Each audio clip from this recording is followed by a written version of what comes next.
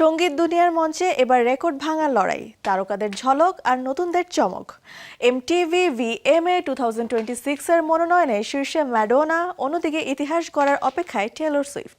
অভিজ্ঞদের পাশাপাশি প্রথমবার মনোনয়ন পেয়েছেন ২৬ জন শিল্পী। ৭ বছর পর ফিরেছে বেস্ট ড্যান্স বিভাগ।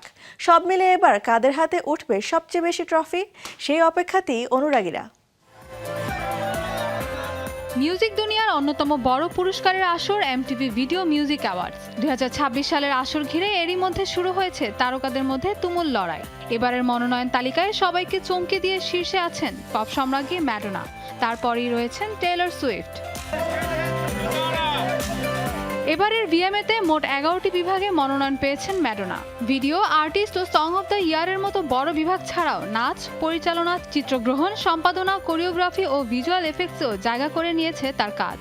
বর্তমানে ম্যাডোনার ঝুলিতে রয়েছে ১৯টি প্রতিযোগিতামূলক ভিএমএ পুরস্কার।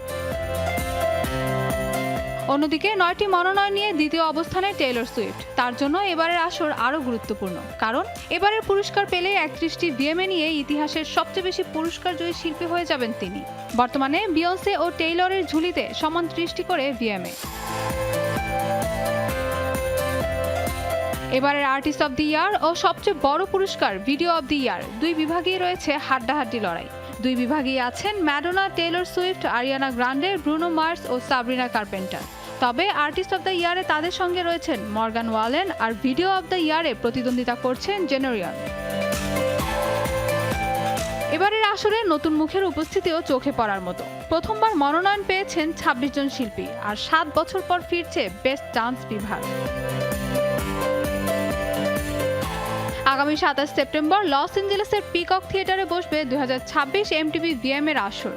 এরই মধ্যে ১৩টি বিভাগে শুরু হয়েছে দর্শকদের ভোট, যা চলবে ২৫ সেপ্টেম্বর পর্যন্ত। রেকর্ড ভাঙার লড়াই, নতুনদের চমক আর তারকাদের হাড্ডাহাড্ডি প্রতিদ্বন্দ্বিতায় শেষ পর্যন্ত কাদের হাতে উঠবে মুন পারসন, সেই উত্তর মিলবে ২৭ সেপ্টেম্বর এমটিভি ভিএম মঞ্চে। Mahbuba Mostarin, showbiz tonight.